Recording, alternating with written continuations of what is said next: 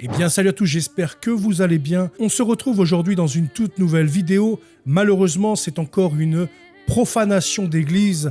C'est l'église Saint-Pierre de Bagnac-sur-Célé, qui a été victime d'un sacrilège. Des personnes sont venues, se sont introduites dans cette belle église que vous pouvez voir en fond. Ils ont volé des vases dans le tabernacle, ils ont volé des vases dans la sacristie, ils ont retourné des statues, ils ont volé le Saint-Sacrement et ils l'ont également profané. Donc là, nous sommes encore dans un cas extrême où des personnes viennent encore violenter le Seigneur Jésus-Christ dans sa propre maison. Donc, c'est la paroisse de Figeac, dans un communiqué, qui nous a appris que ce dimanche 13 octobre, il y a eu cette profanation ainsi que ces vols dans cette petite église de Bagnac. Comme vous pouvez le voir sur les images, c'est un tout petit village, Bagnac-sur-Célé, qui est en Occitanie, dans le Lot, et qui est donc dans le sud de la France. Sans oublier non plus que le communiqué dira qu'il y a eu également 2 autres églises qui ont subi plus ou moins le même sort dans la paroisse en peu de temps,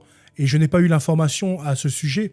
Donc apparemment, c'est 3 églises qui ont été profanées en peut-être 2, 3 ou 1 mois, et dont nous n'avons pas une nouvelle dans les médias. Enfin, en tout cas, je n'ai pas vu passer d'informations à ce sujet. C'est donc ce dimanche, quand les fidèles sont allés à la messe, qu'ils se sont rendus compte de cette profanation. Donc sans plus attendre, nous allons maintenant lire l'article au sujet de l'église de Bagnac-sur-Célé qui a été profanée. Dans un communiqué, la paroisse catholique de Figeac dénonce la profanation dont a fait l'objet l'église de Bagnac-sur-Célé ce week-end. Dans un communiqué, la paroisse catholique de Figeac dénonce la profanation dont a été l'objet l'église de Bagnac-sur-Célé ce dimanche 13 octobre 2024, après celle des églises de Rervigne et de Fessel. Donc comme je vous disais, il y a eu 2 églises également qui ont subi plus ou moins le même sort.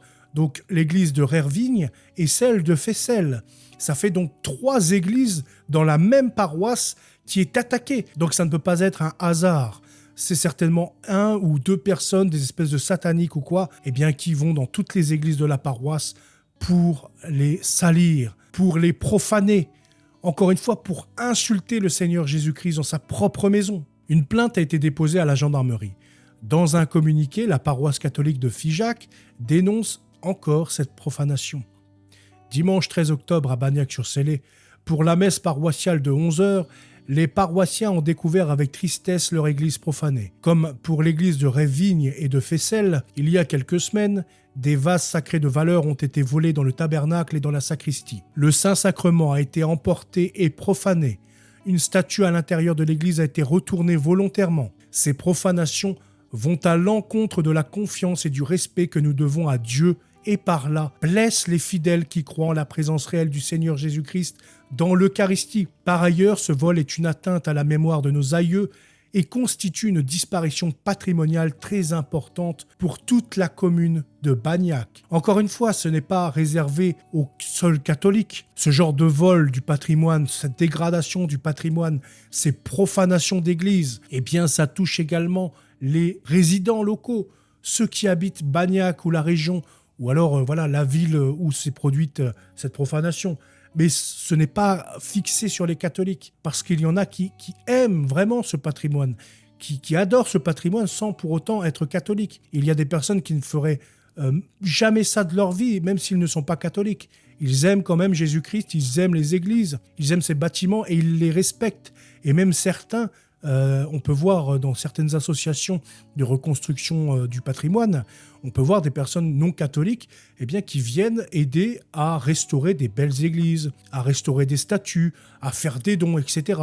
Donc le fait de venir profaner des églises, détruire des églises, ça touche l'ensemble de la population. Ça touche vraiment tout le monde. La paroisse catholique de Figeac déplore donc cet acte violent. C'est un crime de s'en prendre au Seigneur et à son Église. Une plainte sera déposée à la gendarmerie et la disparition des objets signalés au conservateur des antiquités et objets d'art du Lot. Elle croit nécessaire que les pouvoirs publics et les municipalités prennent la mesure de ce phénomène qui s'amplifie. Et ils ont tout à fait raison, ce phénomène s'amplifie. Il n'y a pas une journée qui passe sans qu'il y ait eu des dégradations. On jette du caca sur les églises, on vient salir les œuvres d'art, on vient les voler, on vient les détruire, on vient voler les saintes espèces, le Saint-Sacrement, on vient tout détruire dans des églises. Et de plus en plus, et dans tous les lieux, que ce soit en grande ville, que ce soit même dans des coins perdus, comme là par exemple à Bagnac. Je ne pense pas que ce soit une ville hyper connue.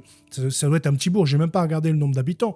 Mais s'il y en a 2000 au maximum, c'est déjà grandiose. Donc voilà, ce phénomène touche toutes les villes de France. Souhaitant tous que les églises puissent rester ouvertes tout en étant sécurisées, nous avons à y veiller tous ensemble et à déployer des moyens nécessaires. Voilà, je vais encore peut-être répondre, je crois que j'ai répondu déjà à cette question dans une autre vidéo concernant le fait de pourquoi il fallait garder les églises ouvertes.